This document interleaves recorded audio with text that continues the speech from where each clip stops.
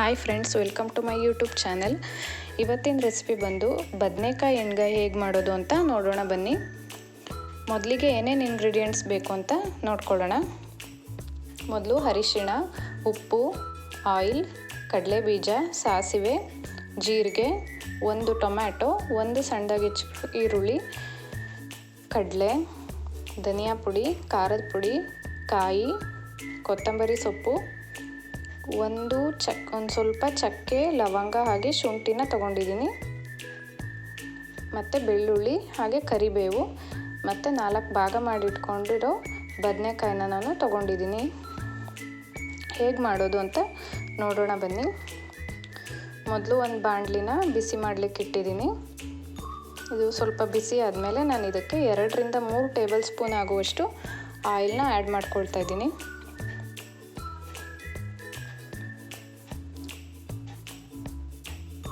ಎಣ್ಣೆ ಚೆನ್ನಾಗಿ ಕಾದ ನಂತರ ನಾನು ಇದಕ್ಕೆ ಕಡಲೆ ಬೀಜನ ಹಾಕ್ಕೊಳ್ತಾ ಇದ್ದೀನಿ. ಇದನ್ನು ಒಂದು 2 ನಿಮಿಷ ಚೆನ್ನಾಗಿ ಬೇಯಿಸ್ಕೋಬೇಕು. ನಾನು ಇದರಲ್ಲಿ ಎಳ್ಳನ್ನ ಹೇಳಿಲ್ಲ, ನಿಮಗೆ ಬೇಕು ಅಂದರೆ ನೀವು ಎಳ್ಳನ್ನ ಆ್ಯಡ್ ಮಾಡ್ಕೋಬೋದು. ನಾನು ಎಳ್ಳು ಹಾಕ್ಕೊಂಡಿಲ್ಲ. ಮತ್ತು ಬದನೆಕಾಯಿನ 4 ಭಾಗ ಮಾಡ್ಕೊಂಡ ತಕ್ಷಣ ನೀರಲ್ಲಿ ನೆನೆ ಹಾಕ್ಲಿಕ್ಕೆ ಬಿಡಿ, ಇಲ್ಲಾಂದರೆ ಕಟ್ ಮಾಡಿರ್ತಕ್ಕಂಥ ಭಾಗ ಕಪ್ಪಾಗುತ್ತೆ. ಈಗ ನೋಡಿ, ಚೆನ್ನಾಗಿ ಕಡಲೆ ಬೀಜ ಬೇಯ್ತಾ ಇದೆ.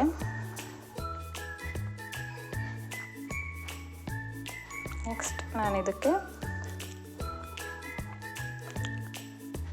ಒಂದು 10 ಇಳ್ಕು ಅಥವಾ 5 ಇಳ್ಕು ಜಜ್ಜಿಟ್ಕೊಂಡಿರೋ ಬೆಳ್ಳುಳ್ಳಿನ ಆ್ಯಡ್ ಮಾಡ್ಕೊಳ್ತಾ ಇದ್ದೀನಿ.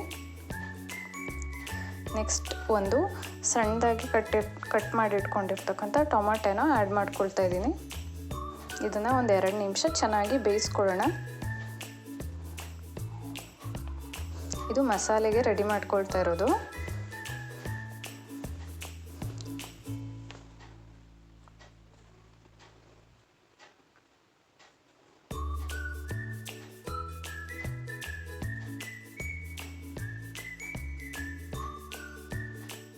ನೆಕ್ಸ್ಟ್ ನಾನು ಇದಕ್ಕೆ ಜೀರಿಗೆನ ಆ್ಯಡ್ ಮಾಡ್ಕೊಳ್ತಾ ಇದ್ದೀನಿ. ಜೀರಿಗೆ ನಿಮಗೆ ಇಷ್ಟ ಇದ್ದರೆ ಹಾಕ್ಕೊಳ್ಬೋದು, ಇಲ್ಲಾಂದರೆ ಸ್ಕಿಪ್ ಮಾಡಿ. ನಾನು ಜೀರಿಗೆನ ಹಾಕ್ಕೊಂಡಿದ್ದೀನಿ.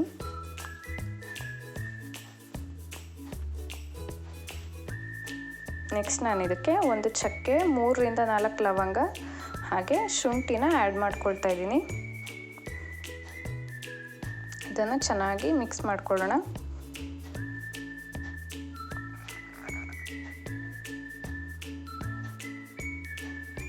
ನೆಕ್ಸ್ಟ್ ನಾನು ಇದಕ್ಕೆ ಸ್ವಲ್ಪ ಕಡಲೆ ತೊಗೊಂಡಿದ್ದೀನಿ. ಕಡಲೆ ಬೀಜ ತೊಗೊಂಡಿರೋದ್ರಿಂದ ನಾನು ಕಡಲೆ ಸ್ವಲ್ಪನೇ ತೊಗೊಂಡಿದ್ದೀನಿ. ಇದನ್ನು ಚೆನ್ನಾಗಿ ಮಿಕ್ಸ್ ಮಾಡ್ಕೊಳ್ತಾ ಇದ್ದೀನಿ.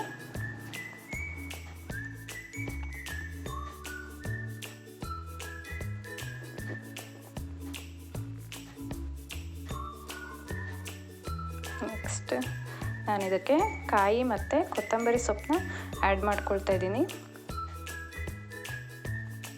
ಸ್ವಲ್ಪ ಕಾಯಿ ತುರಿ ಆದರೆ ಸಾಕು.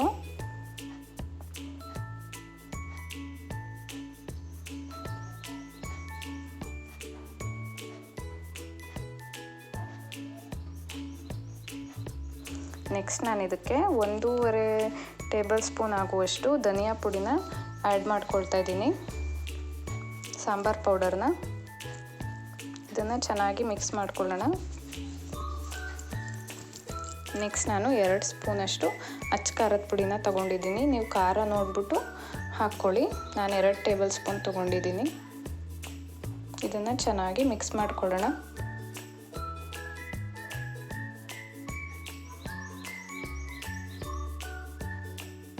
ನೆಕ್ಸ್ಟ್ ನಾನು ಇದಕ್ಕೆ ಸ್ವಲ್ಪ ಅರಿಶಿಣನ ಆ್ಯಡ್ ಮಾಡ್ಕೊಳ್ತಾ ಇದ್ದೀನಿ.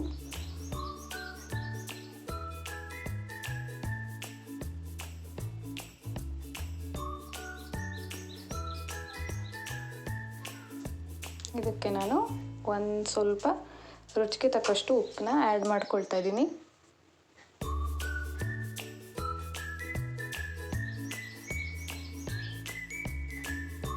ಇದನ್ನು ನೀವು ಸ್ವಲ್ಪ ಆರ್ಲಿಕ್ಕೆ ಬಿಡಬೇಕು. ಈಗ ನೋಡಿ ಆರಿದೆ. ನಾನು ಒಂದು 10 ಮಿನಿಟ್ಸ್ ಆರ್ಲಿಕ್ಕೆ ಬಿಟ್ಟಿದ್ದೆ. ಇದನ್ನು ನಾನು ಒಂದು ಮಿಕ್ಸರ್ ಜಾರ್ಗೆ ಆ್ಯಡ್ ಮಾಡ್ಕೊಳ್ತಾ ಇದ್ದೀನಿ.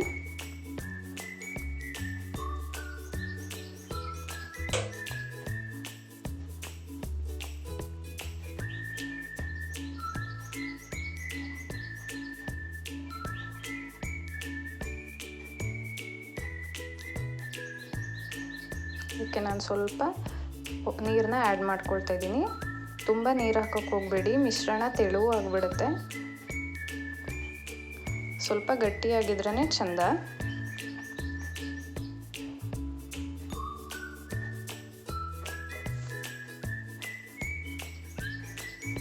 ನೋಡಿ, ಈ ಥರ ಮೀಡಿಯಮ್ ಆಗಿರಬೇಕು.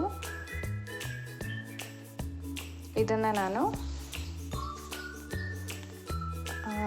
ಬದನೆಕಾಯಿ ಒಳಗೆ ಈ ಮಿಶ್ರಣನ ತುಂಬಿಕೊಳ್ಳೋಣ. ನಾನೊಂದು 3 ಬದನೆಕಾಯಿ ತೊಗೊಂಡಿದ್ದೀನಿ. ಇದು ನಮ್ಮದೇ ತೋಟದಲ್ಲಿ ಬಿಟ್ಟಿರೋ ಬದನೆಕಾಯಿ.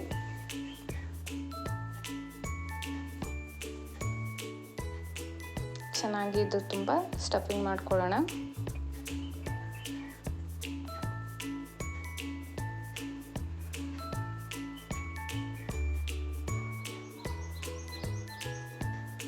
ನೋಡಿ, ಆಲ್ರೆಡಿ ಸ್ವಲ್ಪ ಕಪ್ ಆಗಿಬಿಟ್ಟಿದೆ. ಹಾಗಾಗಿ ಕುಯ್ದ ತಕ್ಷಣವೇ ನಾವು ನೀರಿಗೆ ಹಾಕ್ಕೊಂಡು ಬಿಡಬೇಕು ಬದನೆಕಾಯಿನ. ಕುಯ್ದಿರ್ತಕ್ಕಂಥ ಭಾಗ ಇಲ್ಲಾಂದರೆ ಕಪ್ಪಾಗಿಬಿಡುತ್ತೆ.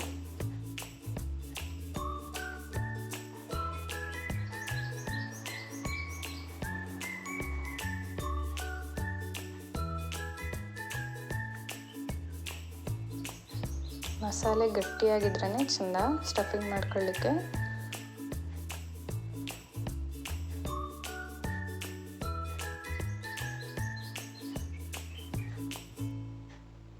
ಈಗ ನಾನು 3 ಬದನೆಕಾಯಿಗೆ ಮಸಾಲೆನ ತುಂಬಿಕೊಂಡಿದ್ದೀನಿ.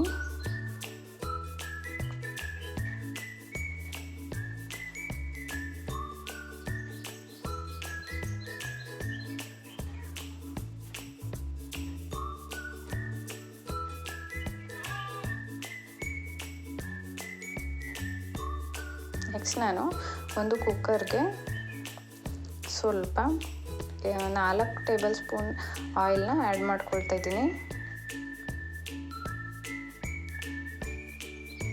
ಇದು ಸ್ವಲ್ಪ ಚೆನ್ನಾಗಿ ಕಾದ ನಂತರ ನಾನು ಚೆನ್ನಾಗಿ ಕಾಯಬೇಕು. ಇದು ಕಾದ ನಂತರ ನಾನು ಇದಕ್ಕೆ ಸಾಸಿವೆನ ಹಾಕ್ಕೊಳ್ತಾ ಇದ್ದೀನಿ. ಸಾಸಿವೆ ಚಟಪಟ ಅಂದ ತಕ್ಷಣ ನಾನು ಇದಕ್ಕೆ ಒಂದು 10 ಎಸಳು ಕರಿಬೇವನ್ನ ಹಾಕ್ಕೊಳ್ತಾ ಇದ್ದೀನಿ. 5ರಿಂದ 10 ಎಸಳು ಸಾಕು. ನೆಕ್ಸ್ಟ್ ನಾನು ಒಂದು ಸಣ್ಣದಾಗಿ ಹೆಚ್ಚಿಟ್ಕೊಂಡಿರ್ತಕ್ಕಂತಹ ಒಂದು ಮೀಡಿಯಮ್ ಸೈಜ್ ಈರುಳ್ಳಿನ ಆ್ಯಡ್ ಮಾಡ್ಕೊಳ್ತೀನಿ.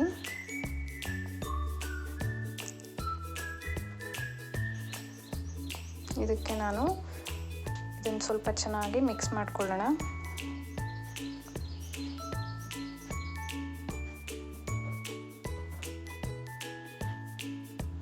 ನೆಕ್ಸ್ಟ್ ನಾನು ಇದಕ್ಕೆ ಒಂದು ಸ್ವಲ್ಪ ಅರಿಶಿನ ಆ್ಯಡ್ ಮಾಡ್ಕೊಳ್ತಾ ಇದ್ದೀನಿ.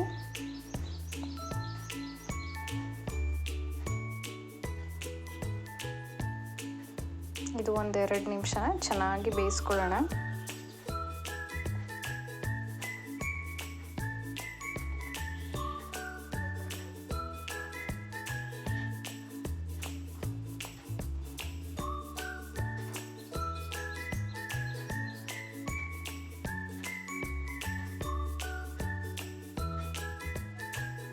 ಈಗ ಇದಕ್ಕೆ ನಾನು ತುಂಬಿಟ್ಕೊಂಡಿರ್ತಕ್ಕಂಥ ಬದನೆಕಾಯಿನ ಮಸಾಲೆ ತುಂಬಿಟ್ಕೊಂಡಿರ್ತಕ್ಕಂಥ ಬದನೆಕಾಯಿನ ಆ್ಯಡ್ ಹಾಕ್ತಾಯಿದ್ದೀನಿ ಇದಕ್ಕೆ.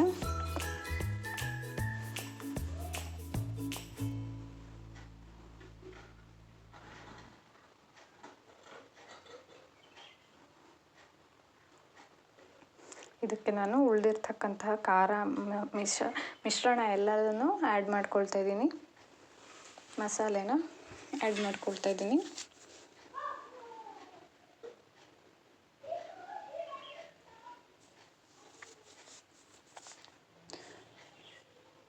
ನೀವು ಬಾಣಲಿ ಕೂಡ ಮಾಡ್ಬೋದು. ನಾನು ಕುಕ್ಕರಲ್ಲಿ ಮಾಡ್ಕೊಳ್ತಾ ಇದ್ದೀನಿ.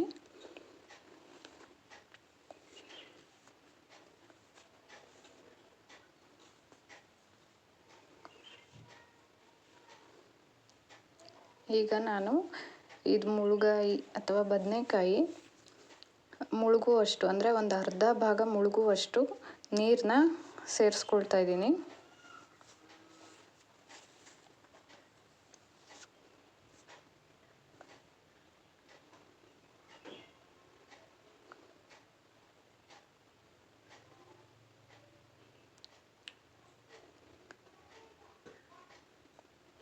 ನೋಡಿ ಸೇರಿಸ್ಕೊಂಡಿದ್ದೀನಿ. ನೆಕ್ಸ್ಟ್ ನಾನು ಇದಕ್ಕೆ ಮೇಲ್ಸ್ ಕಡೆ ಸ್ವಲ್ಪ ಉಪ್ಪನ್ನ ಆ್ಯಡ್ ಮಾಡ್ಕೊಳ್ತಾ ಇದ್ದೀನಿ. ಸ್ವಲ್ಪ ಹಾಕಿ, ಆವಾಗಲೇ ಹಾಕಿರೋದ್ರಿಂದ ನಾನು ಸ್ವಲ್ಪ ಮಾತ್ರ ಹಾಕ್ತಾಯಿದ್ದೀನಿ. ನೆಕ್ಸ್ಟ್ ಇದಕ್ಕೆ ಲಿಡ್ ಕ್ಲೋಸ್ ಮಾಡಲೋಣ. ಇದು 1 ವಿಷಲ್ ಕೂಗಬೇಕು. ನೋಡಿ ಕೂಗಿದೆ, ಚೆನ್ನಾಗಾಗಿದೆ. ಇದನ್ನು ಚಪಾತಿ ಜೊತೆ ನಾವು ಸರ್ವ್ ಮಾಡ್ಕೊಳ್ಳೋಣ. ಈ ವಿಡಿಯೋ ಇಷ್ಟ ಆಗಿದರೆ ಪ್ಲೀಸ್ ಲೈಕ್ ಮಾಡಿ, ಶೇರ್ ಮಾಡಿ, ಸಬ್ಸ್ಕ್ರೈಬ್ ಮಾಡಿ. Thank you for watching.